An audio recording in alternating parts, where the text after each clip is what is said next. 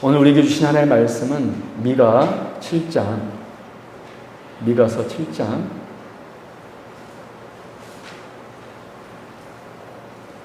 18절에서 20절 말씀. 미가서 7장 18절에서 20절 말씀 제가 봉독해 드리도록 하겠습니다. 미가서 7장 18절에서 20절 말씀 제가 봉독합니다. 주와 같은 신이 어디에 있으리까? 주께서는 제아와가 그 기업에 남은 자의 허물을 사유하시며 인애를 기뻐하심으로 진노를 오래 품지 아니하시나이다.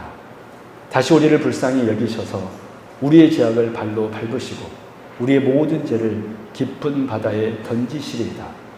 주께서 옛적에 우리 조상들에게 맹세하신 대로 야곱에게 성실을 베푸시며 아브라함에게 인애를 더하시리이다.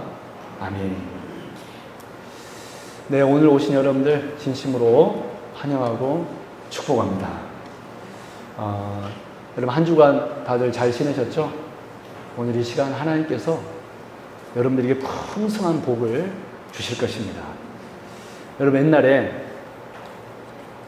야곱이 있었습니다. 야곱이 아버지 이삭에게 축복의 말씀을 듣기 원했습니다. 할렐루야. 그랬을 때 이삭은 야곱이 끓인 그 고깃국을 먹고 정말 기쁨으로 축복하였습니다. 그 축복이 야곱에게 임하였고 그래서 그 야곱은 정말로 복 있는 사람이 되었습니다. 여러분들이 오늘 이 시간 말씀 들을 때 그 야곱의 심정으로 말씀 듣기 바랍니다. 그 말씀이 하나라도 땅에 떨어질까? 오늘 여러분들이 오늘 이 시간 그런 마음으로 말씀을 듣는다면 분명히 여러분들에게 오늘 복이 있을 것이고 하나님께서 은혜를 주실 줄로 믿습니다. 할렐루야. 우리가 계속해서 구약에 나타난 복음이라는 그런 큰 주제를 가지고 창세기부터 이렇게 성경에 몇 권을 이렇게 골라서 말씀을 나누고 있습니다. 오늘은 미가 성경을 가지고 구약에 나타낸 복음, 이 큰 제목을 가지고 말씀을 전할 때 큰 은혜가 있기를 바랍니다. 여러분 출애굽기 15장에서 홍해를 건넌 모세와 이스라엘 백성들이 홍해를 건넌 후 이렇게 하나님을 찬양하였습니다. 출애굽기 15장 12절입니다. 여러분 설교 노트 보시고 함께 말씀 들으십시오. 출애굽기 15장 11절. 여호와여 신중에 주와 같은 자가 누구입니까? 주와 같이 거룩함으로 영광스러우며 찬송할 만한 위엄이 있으며 기이한 일을 행하는 자가 누구입니까? 할렐루야. 여러분 할렐루야 하면 아멘 하시는 겁니다. 할렐루야. 아마도 홍해를 가르신 그 하나님의 이 능력과 영광을 보고 그들은 감격 속에서 정말 감격 속에서 이렇게 찬양하였습니다. 여호와여 신중에 주와 같은 자가 누구이니까? 주와 같이 거룩함으로 영광스러우며 찬송할 만한 위엄이 있으며 기이한 일을 행하는 자가 누구이니까? 그런데 오늘 미가 선지자도 여러분 미가 선지자 이름의 뜻이 뭔지 아세요? 주와 같은 이가 어디 있습니까? 라는 뜻입니다. 미가 선지자 이름의 뜻이 뭐라고요? 주와 같은 이가 어디 있습니까? 이 자신의 이름 그대로 뭐라고 오늘 말씀에 찬양하고 있습니까? 이 미가서를 결론 지으면서 주와 같은 신이 어디 있습니까? 라고 찬양하였습니다. 우리 18절 20절 말씀 같이 읽겠습니다. 시작. 주와 같은 신이 어디 있으리까? 주께서는 제아과 그 기업에 남은 자의 허물을 사유하시며 인애를 기뻐하심으로 진노를 오래 품지 아니하시나이다. 다시 우리를 불쌍히 여기셔서 우리의 죄악을 발로 밟으시고 우리의 모든 죄를 깊은 바다에 던지시리이다. 주께서 옛적에 우리 조상들에게 맹세하신 대로 야곱에게 성실을 베푸시며 아브라함에게 인애를 더하시리이다. 아멘. 여러분 미가 선지자가 왜 이렇게 하나님을 찬양했습니까? 하나님께서는 자신들의 죄와 허물을 용서하신 분이셨기 때문에 그렇습니다. 하나님께서는 노를 영영토록 품지 않으시는 분이시기 때문입니다. 하나님께서는 자비를 베푸시는 분이시기 때문입니다. 하나님께서는 다시 긍휼히 여겨주시는 분이시기 때문입니다. 하나님께서는 죄악들을 바다에 집어 던지시면서 우리를 온전케 하는 분이시기 때문입니다. 하나님께서는 자신의 말씀에 신실하신 분이시기 때문에 미가 선지자는 자신의 이름 그 그대로 저와 같은 신이 어디에 있습니까? 라고 찬양하였던 것입니다. 오늘 이 시간, 우리가 제한된 시간 속에서 이 6가지 이유에 대하여 구체적으로 다 다룰 수 없으므로 이 6가지 이유를 압축해서 크게 2가지 의미로 요약하여 여러분들 같이 말씀을 나눠보자 합니다. 이 시간 말씀을 들을 때 큰 깨달음과 큰 은혜가 있기를 주님의 이름으로 축원합니다. 첫 번째, 왜 미가 선지자는 주와 같은 신이 어디 있습니까? 라고 이렇게 감격 가운데 찬양하였습니까? 그 첫 번째 이유는 주님께서 우리 대신 찢기우심을 당하였기 때문입니다. 우리 한번 고백해 볼까요? 주님께서 우리 대신 찢기우심을 당하셨기 때문입니다. 먼저 레위기 22장에서 찢긴 고기를 살펴보도록 하겠습니다. 먼저 우리 레위기 22장에서 찢긴 고기를 살펴보도록 하겠습니다. 여러분, 레위기 22장은 성물에 대한 규례가 기록되어 있습니다. 예를 들어서 사람을 부정하게 하는 벌레라도 접촉했으면 저녁까지 부정함으로 몸을 물로 씻어야만 성물을 먹을 수 있다라고 레위기 22장 5절에서 6절 말씀에서 그렇게 규정하고 있습니다. 그러면서 8절 말씀에 보면 이 성물에 대한 규례 중 이런 말씀이 추가적으로 기록되어 있습니다. 우리 한번 볼까요? 레위기 22장 8절 말씀 같이 읽습니다. 시작. 시체나 찢겨 죽은 짐승을 먹음으로 자기를 더럽히지 말라. 나는 여호와니라.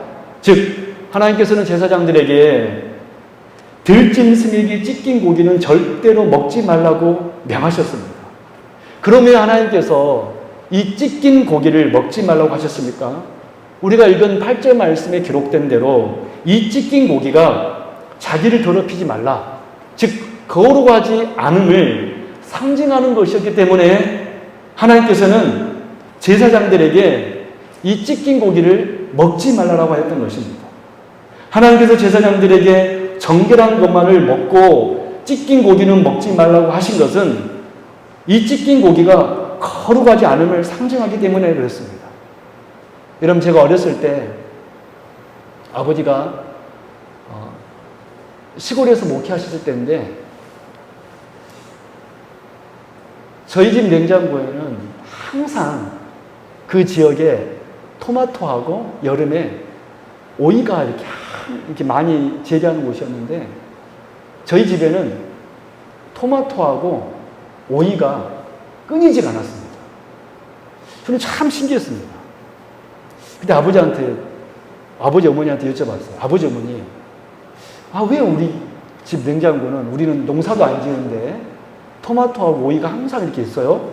라고 어렸을 때 아버지한테 여쭤보니까 아버지가 뭐라고 말씀하시냐면, 우리 성도님들이 아빠가 목사라고 이렇게 토마토하고 오이를 늘 주셔. 늘 이렇게 수확을 하면 이 집이 토마토 수확하면 이 집에서 가지고 오고, 저 집에서 저 집사님이 토마토 수확하면 가져오고. 근데 그 토마토가요, 얼마나 아주 토실토실하니 예뻤는지 모릅니다. 제가 아버지가 또 여쭤봤어요. 아버지, 왜 이렇게 토마토들이 다 이렇게 상태가 좋아요? 우리 성도님들이 목사님 드린다고 최고로 좋은 것만 드려서 그래. 제가 그때요, 우리 아버지가 목사인 게 얼마나 자랑스러운지 모릅니다. 야, 우리 아버지가 목사님이니까 이렇게 좋은 거 먹는구나. 저는요, 어떤 마음이 있냐면, 그때 저는 어렸을 때 우리 성도님을 생각하면 그 시골에서 농사 짓는 분들이었잖아요. 어떤 마음이 있냐면, 참으로 착한 분들이었구나. 하나님이 종이라고 그렇게 힘들게 농사했는데 그것을 가지고 와서 목사님에게 공개하는구나. 여러분, 그 옛날 수렘 여인이 엘리사 선지자를 공개하였을 때 정말 좋은 것만을 드렸을 것입니다. 왜 그랬을까요? 그것이 하나님의 원리였기 때문에 그래요. 하나님께서는 제사장들에게 정결한 것만을 먹게 하였습니다. 왜 그렇습니까? 제사장은 하나님의 일을 하는 사람이기 때문에, 그래서 부정에 지면은 안 되었기 때문에 늘 그들은 고기 중에서도 가장 좋은 허벅지 부분, 가장 살이 토실토실한 그 부분만을 제사장들에게 먹게 하였습니다. 왜 그러냐면 그건 하나님의 원리 때문에 그래요. 성경의 원리 때문에. 여러분, 왜 찢긴 고기를 먹지 말라고 그랬습니까?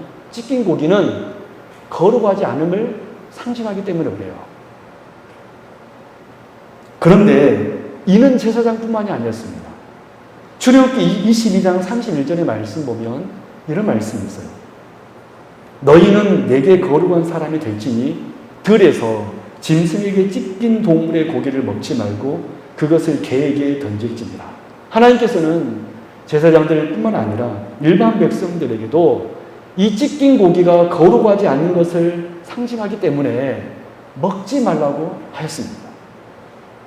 여러분, 두 번째, 찢긴 고기를 먹지 말라고 한 두 번째 이유는 이 찢긴 고기가 하나님의 진노를 상징하기 때문이었습니다. 우리 시편 50편 22절 말씀 한번 볼까요? 같이 읽겠습니다.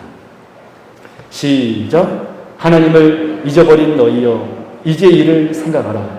그렇지 아니하면 내가 너희를 찢으리니. 그 부분 한번 언제나 찢을래요? 내가 너희를 찢으리니. 내가 너희를 찢으리니. 아주 무서운 말씀이 기록되어 있네요. 내가 너희를 찢으리니. 계속 읽습니다. 건질 자 없으리라. 여러분, 놀랍게도 이 말씀에서 하나님께서는 당신을 무엇으로 여러분 묘사하고 있습니까? 이스라엘을 찢으시는 사나운 맹수로 자신을 묘사하고 있습니다. 내가 너희를 찢으리니 마치 늑대가 양이나 염소를 이빨로 잡아 찢듯이 폐역한 이스라엘을 잡아 찢으리라고 하나님께서 무섭게 말씀하고 있는 것입니다. 여러분, 호세아 6장 1절도 보실래요? 비슷한 말씀이 기록되어 있습니다. 오라 우리가 여호와께로 돌아가자.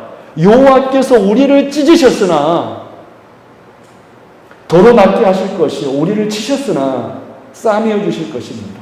여러분, 호세아 말씀에서도 하나님께서는 당신을 어떤 분으로 묘사하고 있습니까? 그의 백성을 찢으시는 분으로 묘사하고 있습니다.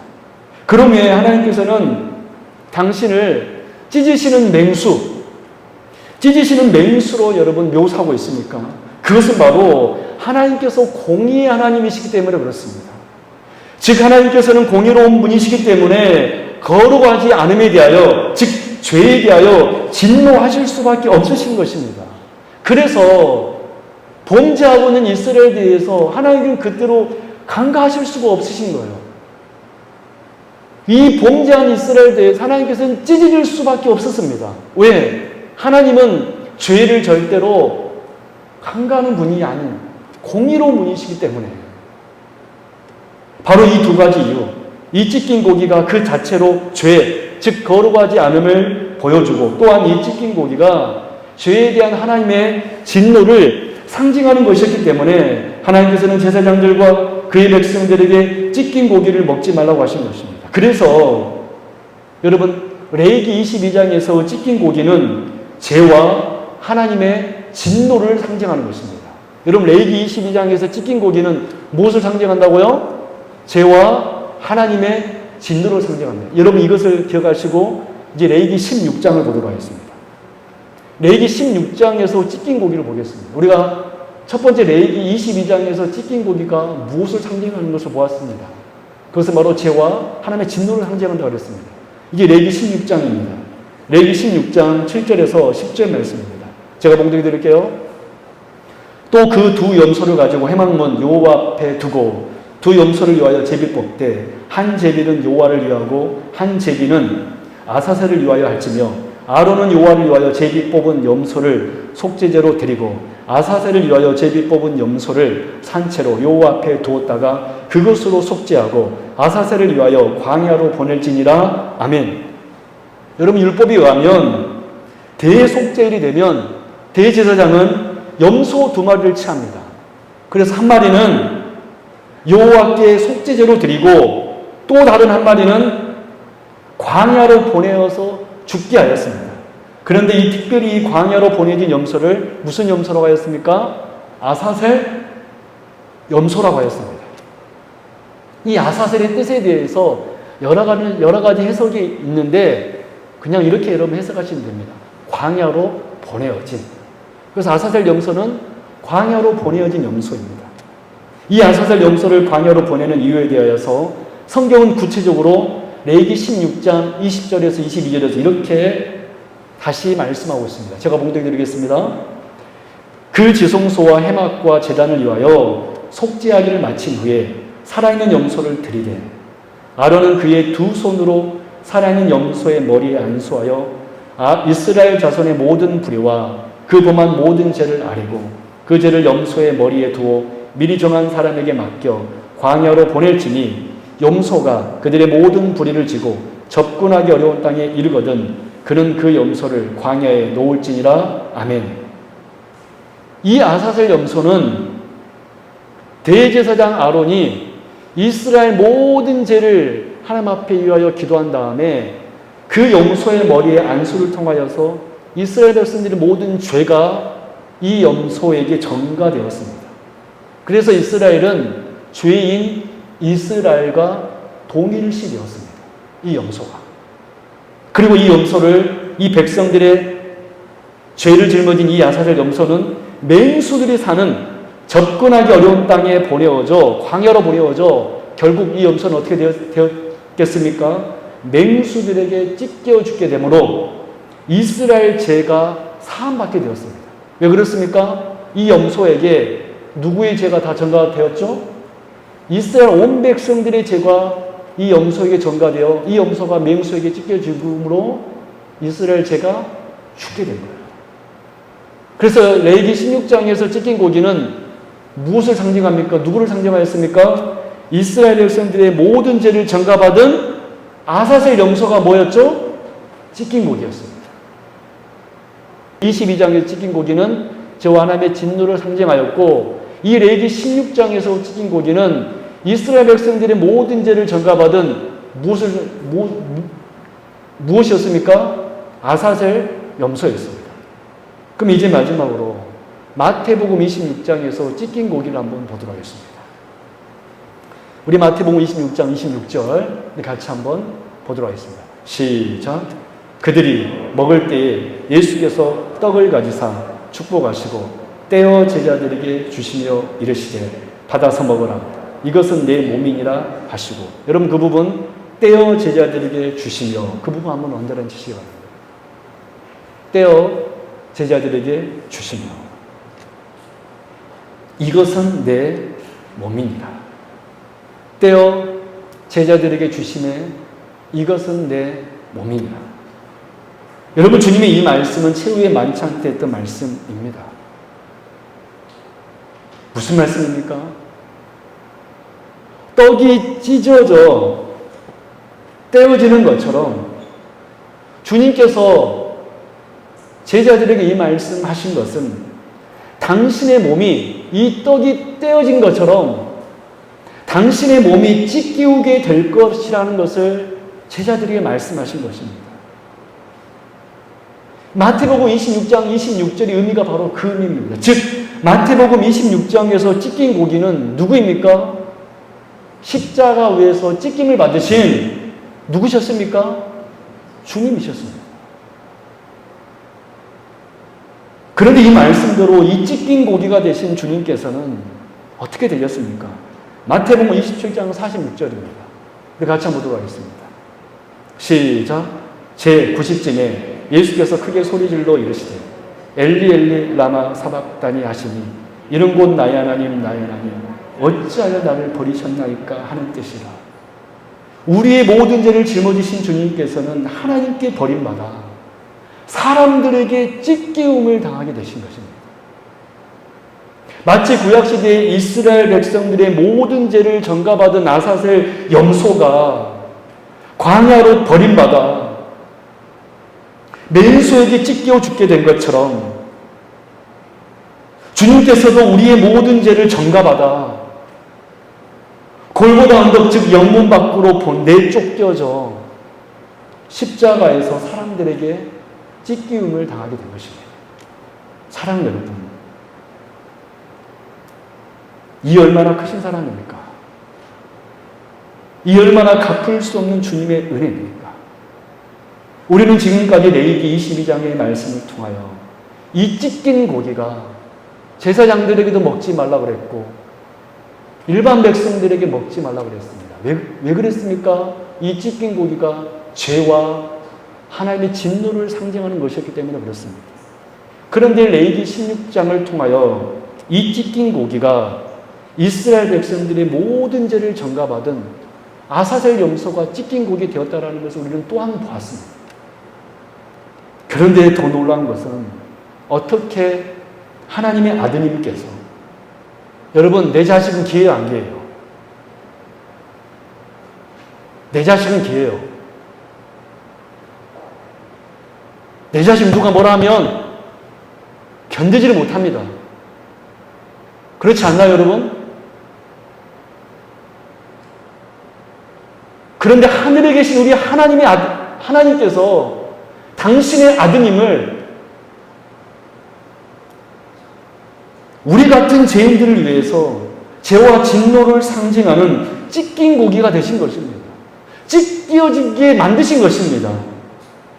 왜 그랬습니까? 우리를 죄에서 구원하시기 위함이셨습니다. 그래서 미가 선지자가 주와 같은 신이 어디에 있습니까? 라고 그가 찬양했던 이유는 주님께서 우리 대신 하나님의 진노를 받아 찢기우심을 받음으로 자신의 죄가 용서받을 수 있었기 때문에 그 하나님의 자비하심과 긍휼로 말미암아 그의 백성들이 용서할 것을 그가 보았기 때문에 주와 같은 신이 어디에 있습니까? 라고 미가 선지자는 마지막 힘을 다하여서 이 찬양을 하고 미가서를 마쳤던 것입니다. 이 크신 사랑 때문에 그는 하나님을 찬양하지 않을 수 없었던 거예요. 그래서 이 시간 우리들도 우리가 레위기 22장, 레위기 16장, 그리고 마태복음 26장과 27장을 통하여서 확인하였듯이 이 주님의 크신 사랑을 우리가 여러 말씀을 통하여서 확인하였듯이 주님의 크신 사랑을 여러분들이 이 시간 알았다면 하나님을 찬양할 수 있어야 됩니다. 할렐루야. 그래서 우리 시간 큰 소리로 함께 주님을 찬양하도록 하겠습니다. 주와 같은 신이 어디 있습니까? 시작. 우리 큰 소리로 한번 3번 한번 찬양하도록 하겠습니다. 시작. 주와 같은 신이 어디 있습니까? 주와 같은 신이 어디 있습니까? 주와 같은 신이 어디 있습니까? 저는 바라기를 우리 성도님들이 핫한 상황 속에서도 심지어 내게 고난이 찾아올지라도 주와 같은 신이 어디 있습니까? 여러분, 왜 우리가 고난 속에서 찬양할 수 있는지 아세요? 하나님께서 우리를 반드시 구원해 주실 것을 믿기 때문에 그렇습니다. 할렐루야. 즉 구원이 반드시 있기 때문에 우리가 고난 속에서도 찬양할 수 있는 거예요. 만약에 이 믿음이 없다라면 절대로 고난 속에서 주의 이름을 부를 수가 없겠죠. 저는 우리 성도님들이 이 크신 하나님의 사랑을 알고 그래서 이 하나님의 사랑 때문에 주와 같은 신이 어디에 있습니까라고 평생 찬양하는 우리 귀한 주의 성도들 되기를 바랍니다. 두 번째로 왜 미가 선지자는 이러한 놀라운 찬양을 하였습니까? 두 번째로는 주님께서 죽음의 의미를 바꾸어 주셨기 때문에 그렇습니다. 주님께서 죽음의 의미를 바꾸어 주셨기 때문에 그렇습니다. 여러분, 자 한번 봐보십시오. 죽음은 무서운 겁니다. 여러분, 요즘 보면 최근에 살인사건들이 또 일어나는 것을 보게 됩니다. 여러분, 그 사건 보면 끔찍하지 않나요? 죽음은요, 여러분, 무서운 겁니다. 그냥 육신의 생명이 끝나면 차라리 마음이라도 편하겠죠. 그러나 여러분, 절대 그게 끝이 아닙니다. 그때부터 본격적인 두려움이 시작될 겁니다. 영원한 지옥이 기다릴 것이기 때문에 그래요. 여러분, 죽음은 공포입니다. 죽음은 모든 사람이 겪을 처참한 최후의 모습입니다. 여러분, 죽은 시체가 아름답습니까? 우리가 눈으로 보지는 못했지만 죽은 동물들의 사체를 보면 아름답던가요? 얼마나 냄새나고. 그것이 여러분 죽음입니다. 죽음은 절대로 아름답지 않습니다. 죽음은 무서운 것이고, 죽음은 두려운 것이고, 그래서 죽음은 아무도 피해가지 못하는 모든 인생의 절망의 종착점이 바로 죽음입니다. 그러므로 죽음은 절망의 끝이면서 모든 인간의 한계점입니다. 세상 그 어느 누구도 아무리 세상 권력을 다 가지고 있다 할지라도 다 늙어서 병들어서 죽을 수밖에 없습니다. 왜 그렇습니까? 인간이기 때문에 그래요. 죄인이기 때문에 그렇습니다. 그래서 그 누구도 죽음 앞에서 초연할 수 없고 두려워 떨 수밖에 없습니다. 그런데 우리 주님께서 이 죽음을 어떻게 했나요? 우리 로마서 6장 10절 말씀 보십시오. 다시 한번 읽을까요? 주님께서 이 죽음을 어떻게 하셨는가? 말씀을 여러분 생각하면서 읽겠습니다. 시작. 그가 죽으심은 죄에 대하여 단번에 죽으시며 그가 살아계심은 하나님께 대하여 살아계시며.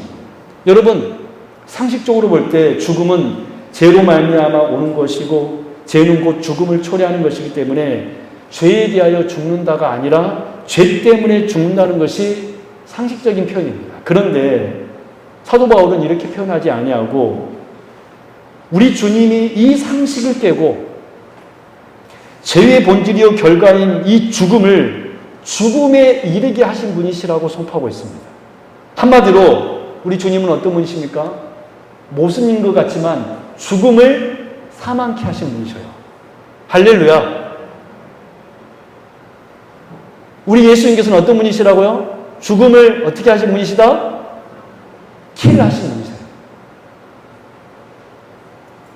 우리가 얼마 전 요나서 말씀을 통하여서 살펴본 대로 예수님께서는 그 무덤을 하나님의 인재를 상징한 신 지성소로 버리신 것처럼 우리 예수님은 죽음을 오히려 죽음에 이르게 하신 분이 저와 여러분의 하나님이시라는 것입니다. 그런데 더 놀라운 것은요, 로마서 6장 11절 말씀입니다. 우리 같이 한번 읽어볼까요? 로마서 6장 11절 시작. 이와 같이 너희도, 그 부분 언제란 뜻이 말해요. 이와 같이 너희도, 아주 중요한 말씀입니다. 이것이 우리에게 소망인 거예요.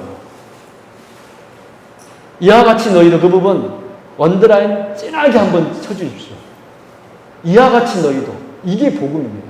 계속 한번 읽어볼까요? 시작. 이와 같이 너희도 너희 자신을 죄에 대하여 죽은 자요 그리스도 예수 안에서 하나님께 대하여 살아있는 자로 여길지어다. 아멘.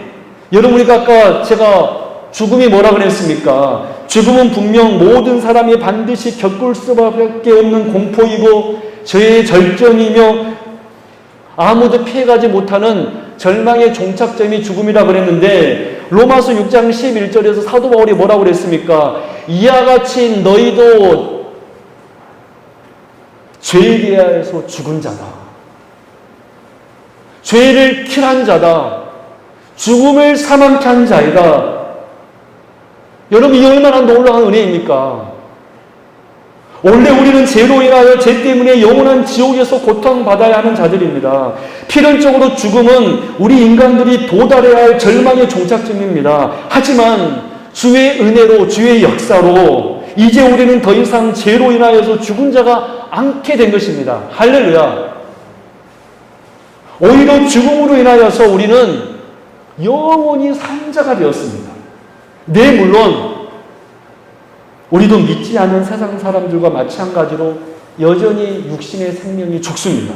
하지만 이 성도의 죽음은 세상 사람들과 다른 것은 성도의 죽음은 이제 더 이상 죄에 굴복하는 죽음이 아니라 또 죄로 인하여 일어나는 죽음이 아니라 죄를 멈추는 죽음인 줄로 믿습니다. 할렐루야.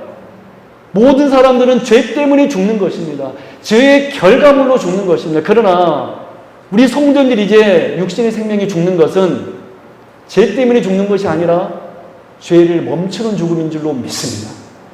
그리고 그 죽음을 발판 삼아 하나님의 나라로 들어가는 이 죽음은 발판이 되는 줄로 믿습니다. 이런 의미에서 볼 때 죽음은 이제 우리 성도들에게 있어서 두려운 것이 아닙니다. 그래서 여러분, 미가 선지자가 주와 같은 신이 어디 있습니까? 라고 찬양했던 이유는 우리 주님께서 우리의 죽음의 의미를 완전히 바꾸어 놓았기 때문에 그렇습니다. 주님은 우리가 처한 어떤 악한 상황도요, 여러분, 가장 좋은 도구로 바꾸어 놓을 수 있는 분이십니다. 심지어 나에게 병이 오잖아요. 갑자기 어려움이 찾아오잖아요. 그 어려움 또한 하나님께서는 아름다운 도구로 바꾸실 수 있는 분이신 줄로 믿습니다. 왜 그렇습니까? 죽음의 의미도 바꾸신 분께서 우리가 겪는 그 어려움을 좋은 것으로 바꾸실 수 없는 분이 아니지 않겠습니까? 여러분, 그래서 이 시간 죽음조차도 천국의 도약의 발판으로 삼으신 그 하나님을 여러분들이 믿는다면 우리는 주님의 그 크신 사랑과 능력으로 인하여서 그 옛날 홍해를 건넌 이스라엘 백성들이 주와 같은 분이 어디 있습니까? 주와 같은 분이 어디 있습니까? 미가 선지자가 주와 같은 신이 어디 있습니까? 라고 찬양했던 것처럼 오늘 우리들도 큰 소리로 이렇게 주님을 찬양했으면 좋겠습니다. 우리 한번 같이 찬양해 볼까요? 주와 같은 신이 어디 있습니까? 시작! 다시 한번 시작! 주와 같은 신이 어디 있습니까? 마지막으로 힘을 다하여서 뜻을 다하여서 마음을 다하여서 시작! 주와 같은 신이 어디 있습니까? 아멘. 말씀 맺도록 하겠습니다. 미가 선지자는 자신의 이름 그대로 주와 같은 신이 어디에 있습니까? 라고 찬양하였습니다. 왜 이렇게 찬양하였습니까? 주님께서 우리를 구원하기 위하여 우리 대신 찢긴 고기가 되어주시기 때문에 그렇습니다. 우리 대신 모든 죄를 짊어지시고 하나님께 버림받아 구원하여 주시기 때문에 이 놀라운 크신 사랑으로 인하여 그는 찬양했습니다. 미가 선지자가 왜 주님을 찬양했습니까? 주님께서 죽음을, 죄를 사망시킴으로 우리에게 있는 죽음의 의미를 완전히 바꾸어 놓았기 때문에 그렇습니다. 여러분, 우리는 반드시 언젠가는 죽게 될 것입니다. 그러나 그 죽는 이유는 이제 달라졌습니다. 죄로 인하여서 죽는 것이 아니라 죄를 그치는 죽음이 될 것입니다. 할렐루야. 우리 성도들의 이제부터 죽음은 천국의 발판이 되는 죽음이 될 것입니다. 그래서 미가 선지자는 주와 같은 신이 어디 있습니까? 라고 찬양했던 것입니다. 바라기는 우리 성도님들 정말로 주님을 찬양하는, 그래서 제가 여러분들 앞에서 찬양할 때 입술 열어서 찬양하십시오. 어떤 분들은 그때 기도하시는 분이 계셔요. 여러분 그러지 마십시오. 따라합니다. 찬양할 때는 찬양하고 기도할 때는 기도하고, 어떤 분 이런 분이 있더라고요. 기도할 때는 찬양하고 찬양할 때는 기도하시는 거예요. 여러분 다 기도하고 혼자 찬양하고 있으면 물론 찬양하면서 기도할 수 있겠지만 좀 이상하겠죠. 찬양할 때는 찬양하고 기도할 때는 기도하고, 여러분 입을 열어서 찬양하십시오. 정말로 주님 같은 분이 세상에 어디 있습니까? 기도하겠습니다. 하나님 아버지 감사합니다. 오늘 미가 선지자는 마지막 힘을 다하여서 주와 같은 신이 어디 있으리까? 주여, 오늘 우리를 또 힘을 다해서 찬양하였습니다. 주의 은혜에 감사하여서 주께 찬양했습니다. 주님, 우리 성도님들에게 자비와 긍휼과 사랑을 베풀어 주옵소서. 주의 이름을 부를 때 구원을 얻는다 하였사오니 주여, 우리 성도님들 구원하여 주옵시고 마음의 평강과 은혜와 확신이 있게 하여 주옵소서. 감사드리며 거룩하신 예수 그리스도 이름으로 간절히 기도드리옵나이다. 아멘.